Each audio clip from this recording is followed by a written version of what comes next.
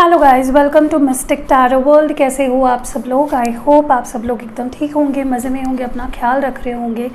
और आज हम जो वीडियो करेंगे quick pick a card reading है। और इस पिक अ कार्ड रीडिंग का टॉपिक ये है कि वो एक्शन क्यों नहीं ले रहे हैं। आखिर वो कौन सी चीज़ है जो उनको रोक रही है, प्यार होने के बावजूद, फीलिंग्स होने के बावजूद कि वो कोई एक्शन नहीं ले रहे हैं।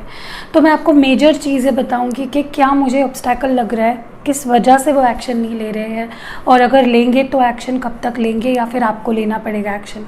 ठीक है, तो यहाँ पे आपको दो कार्ड्स दिखाई दे रहे हैं। ये है कार्ड नंबर 1 और ये है कार्ड नंबर 2। जो कार्ड आपको ज़्यादा अपनी तरफ अट्रैक्ट कर रहा है प्लीज़ उसे ही चूज़ करिए, आपका इंट्यूशन फॉलो करिए। सिर्फ ड्राइंग देख के उसके ऊपर का या पिक्चर देख के आपको कार्ड कभी भी चूज़ नहीं करना है, वरना एक्यूरेट रीडिंग नहीं आती है। अगर आप इंट्यूशन को फॉलो करते हो अपने, तो ही आपको प्रॉपर अपना चॉइस मिल जाएगा, जो भी आपको चॉइस करना है। और टाइम स्टैम्प नीचे आपको मिल जाएगा फर्स्ट कमेंट पे। ऑल्सो क्योंकि ये जनरल रीडिंग होती है तो हर एक के साथ मैच नहीं करेगी, तो ये भी आप ध्यान रखिएगा। तो चलिए शुरू करते हैं। जिन्होंने कार्ड नंबर 1 चूज़ किया है उनके लिए देखते हैं कि आखिर क्या ऑब्स्टैकल है, क्यों उनके पर्सन कोई एक्शन नहीं ले रहे हैं, और अगर लेंगे तो कब तक लेंगे या फिर नहीं लेंगे और आपको लेना पड़ेगा एक्शन। तो सारी एडवाइस मैं आपको दूंगी। हेलो कार्ड नंबर 1, जिन्होंने रिफ्यूजिंग टू सी ये कार्ड चूज़ किया है, चलिए देखते हैं कि एग्जैक्टली आपके पर्सन क्या फील कर रहे हैं, क्यों कोई एक्शन नहीं ले रहे हैं। शुरुआत हम मेरे हैंड रिटन कार्ड से करूँगी और देखते हैं कि आपके लिए क्या मैसेज आते हैं, क्यों एक्शन नहीं ले रहे आपके person, what are they feeling, what are they thinking. मुझे और 2 कार्ड्स चाहिए, वन मोर। मुझे एक ही चाहिए, I just want one more for their feelings, for their energies. Okay, तो ये कार्ड आया था, इसको ले लेते हैं। लेट्स सी के क्या कार्ड्स निकल के आए हैं। पहला है CJKNRTVYEG। हो सकता है ये आपके पार्टनर का इनिशियल हो। नेक्स्ट है फ्रेंड्स। तो किसी किसी के लिए मे बी फ्रेंड्स रीज़न है आप दोनों के दूर होने का, या मे बी उनके कोई फ्रेंड्स हैं जो उनको इन्फ्लुएंस कर रहे हैं, या इनविजिबली इस रिलेशनशिप को ड्राइव कर रहे हैं। मे बी उनके इन्फ्लुएंस के अंडर है आपके पर्सन। और ये है एक न्यू साइकिल। तो मुझे कहीं ना कहीं लगता है फॉर सम ऑफ़ यू ये रिश्ता बहुत ही जल्द रिवाइव होने वाला है। अगर आप सेपरेशन में हो, मुझे काफ़ी लोगों के लिए मुझे लगता है बहुत ही जल्द आप दोनों के बीच एक नया साइकिल शुरू हो जाएगा। आपके पर्सन चाहते हैं आपके साथ एक न्यू साइकिल बिगिन करना और इस रिश्ते को आगे ले जाना। Let's see with the help of Osho's and deck कि एग्जैक्टली आपके पर्सन की एनर्जीज क्या है इस वक्त, what are they feeling. I want 3 cards.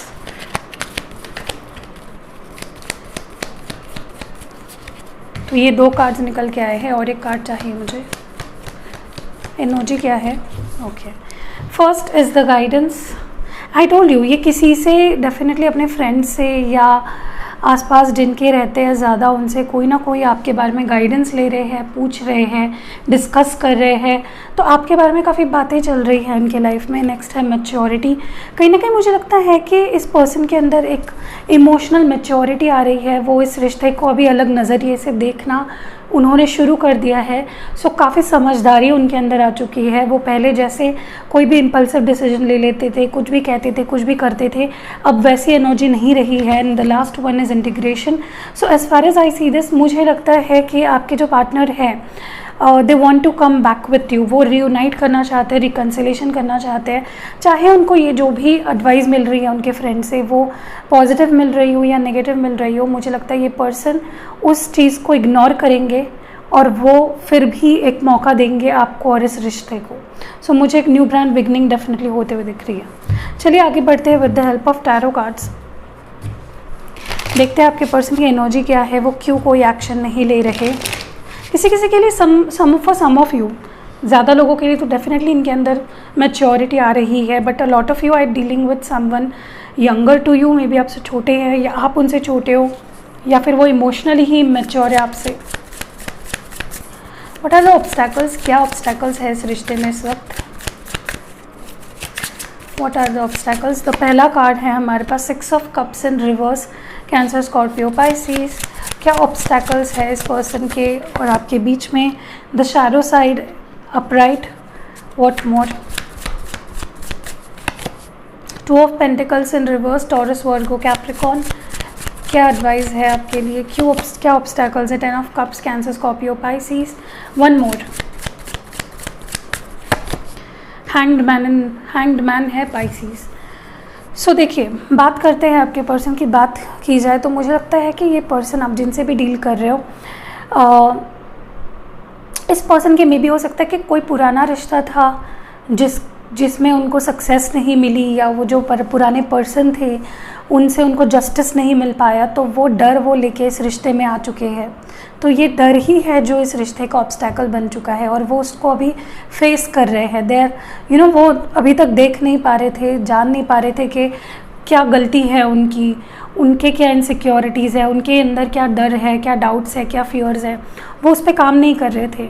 Okay, but अब मुझे लगता है वो अपने शैडो साइड को फेस कर रहे हैं।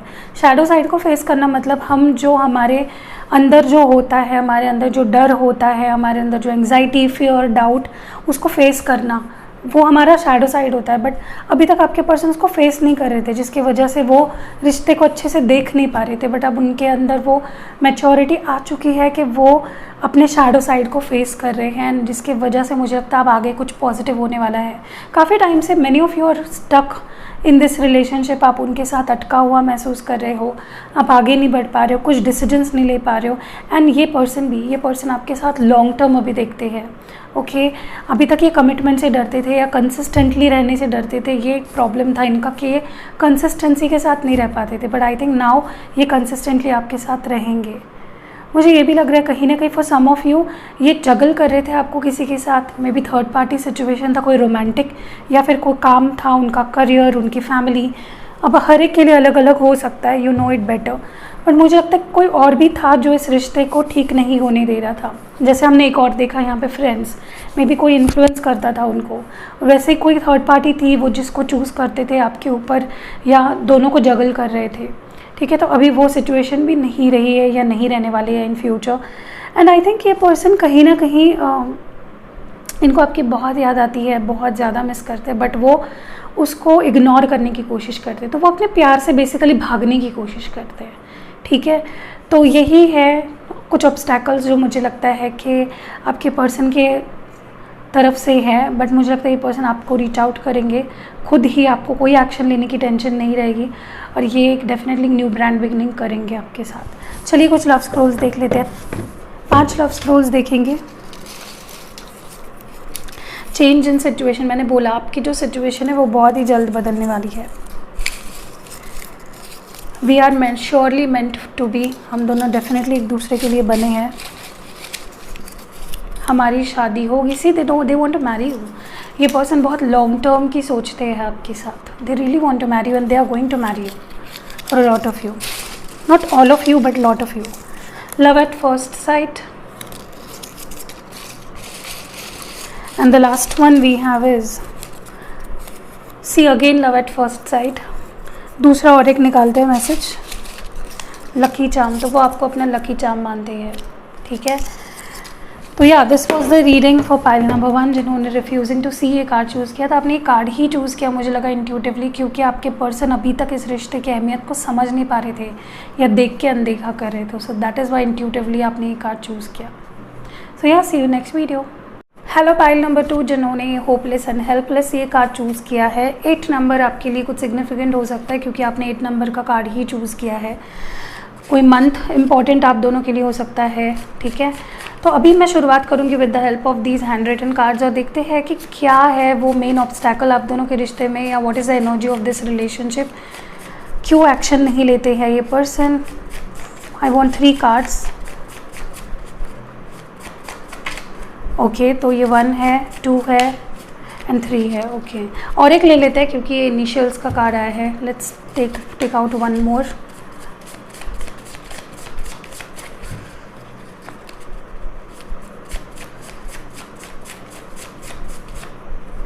Okay, so this is it. चलिए let's see what are the cards. पहला तो ये है इनिशियल्स, ये कुछ इनिशियल्स में भी आपके हो सकते हैं या आपके पार्टनर के। नेक्स्ट है फ्रेंडशिप, तो हो सकता है कि वो आपसे फ्रेंडशिप रखना चाहते हैं या कैजुअल रिलेशनशिप रखना चाहते हैं, तो ये भी एक प्रॉब्लम बन चुका है आप दोनों के बीच में, या आप दोनों में भी फ्रेंड्स हो और वो रिकॉग्नाइज नहीं कर रहे हैं रिलेशनशिप को। ब्लाइंड फोल्ड, तो for majority of you I think ये they are not recognizing this relationship. वो इस रिश्ते के इम्पोर्टेंस को देख नहीं पा रहे हैं, या आपके ब्यूटी को, आपके अंदरूनी और बाहरी ब्यूटी को देख नहीं पा रहे हैं। They are having blindfolds and choosing you. तो कहीं ना कहीं मुझे लगता है कि आपको मे बी किसी सिचुएशन के ऊपर चूज़ करना चाहते हैं बट कर नहीं पा रहे हैं, या डिसीजन नहीं ले पा रहे हैं। So these are all the things जो मेजरली आपके रिलेशनशिप की एनर्जी है। चलिए आगे बढ़ते हैं with the help of Osho's and deck. Let's see क्या एनर्जीज है उनकी इस वक्त, क्या फीलिंग्स है आपको लेकर। 3 कार्ड्स, ओके, 1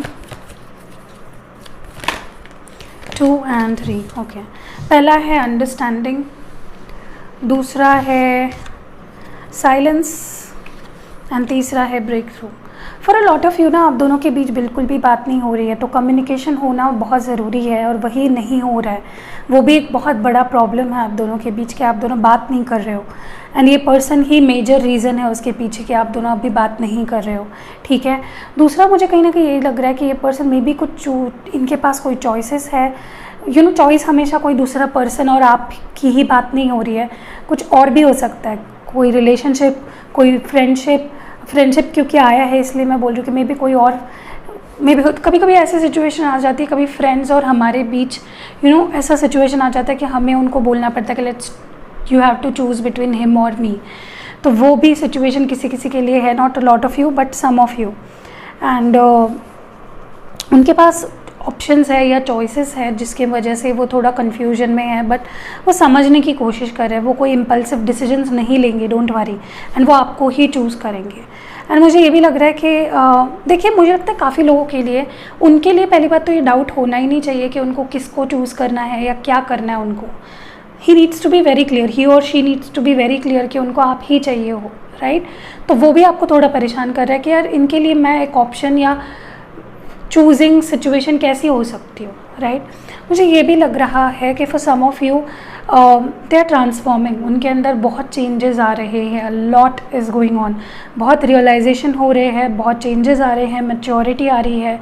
सो कुछ रियलिटीज़ उनको समझ रही है जो पहले ही समझ आनी चाहिए थी बट उनको लेट से समझ में आ रही है। So all these are the energies. Let's see with the help of tarot cards exactly क्यों एक्शन नहीं ले रहे हैं आपके पार्टनर। आपके पार्टनर एक्शन क्यों नहीं ले रहे हैं। I want 5 cards, not 3 cards. पहला कार्ड है okay, 10 of cups, cancer, Scorpio, Pisces. 2 of cups, beautiful, cancer, Scorpio, Pisces. What is obstacle, what is the problem. The lovers, beautiful, Gemini, in reverse है लेकिन, ठीक है। Next है यहाँ पे 2 of swords in reverse, cancer, Gemini, Libra, Aquarius. And the last one we have for you guys is 9 of Pentacles. For majority of you, I think उनके life में कोई और ऑप्शन था या है, और वो मुझे था ज़्यादा लग रहा है क्योंकि अभी उन्होंने चूज़ कर लिया है, उन्होंने मन बना लिया है to choose you over anything. मुझे काफ़ी लोगों के लिए ये भी लग रहा है maybe you are dealing with someone जो एक हायर लेवल ऑफ कमिटमेंट में है। मे बी उनकी शादी फिक्स हो गई है या शादी हो चुकी है, या वो डिवोर्सी है फिर भी अपने एक्स से डील कर रहे हैं। For some of you are dealing with such person, तो वो भी एक ऑब्स्टैकल है। For the others of you, I think आपके पर्सन आपको कमिट नहीं कर पाते हैं, कमिटमेंट प्रॉपरली नहीं दे पाते हैं, जो भी एक बहुत बड़ा रीज़न बन जाता है कि आप दोनों आगे नहीं बढ़ पा रहे हो रिलेशनशिप में, या वो कोई एक्शन नहीं ले रहे हैं। मुझे कन्फ्यूजन भी दिखाई दे रहा है जैसे मैंने कहा, बट ये कन्फ्यूजन मुझे लगता है it is a matter of past. अब उन्हें ये कन्फ्यूजन नहीं रहा है आपके लिए, अब वो क्लियर है अपने थॉट्स को लेकर और अपने डिसीजंस को लेकर, अपने चॉइसेस को लेकर। एंड मुझे ये भी लगता है कि for some of you had a competition, maybe इनके लाइफ में कोई और ऐसा था जिसके साथ ही आपको कंपेयर करते थे, जिसके साथ they were comparing you with someone else, maybe जो आपके जितना ही ब्यूटीफुल और आपके जितना एबेंडेंट था। एंड नाउ दे रियलाइज़ के भले ही ब्यूटी पाई जा सकती है, दूसरा पर्सन ऐसा पाया जा सकता है जिसके पास ब्यूटी है, पैसा है या सब कुछ है, बट लव जो आप दिया करते थे, they are missing that. Okay, so ये पर्सन को धीरे धीरे रियलाइज़ होती है हर चीज़, और यही बहुत बड़ा ऑब्स्टैकल है। चलिए आगे बढ़ते हैं एंड लव स्क्रोल्स देखते हैं कि एग्जैक्टली आपके पर्सन क्या बोलना चाहते हैं। आपकी वैल्यू नहीं समझते ये पर्सन, इसीलिए ये सारी प्रॉब्लम्स आती है। I think I have lost you, या दे डेफिनेटली थिंक, उनको लगता है कि उन्होंने आपको खो दिया है। Now they don't stand a chance with you. Passionate है वो आपके लिए, passionate for you. Next message आपके लिए है ट्रस्ट द प्रोसेस। तो जो भी चल रहा है situation, it is a process and you are undergoing it for a reason. Compromise करना चाहते हैं। soulmates, yeah, many of you are dealing with your soulmate or your twin flame. This is a confirmation. And the last one we have is तेरी ओर। ये song में भी आपको dedicate कर रहे हैं। सो या दिस इज़ इट। कैसी लगी आपको ये रीडिंग? अगर पसंद आई है लाइक कमेंट शेयर ज़रूर करना। सी यू नेक्स्ट वीडियो।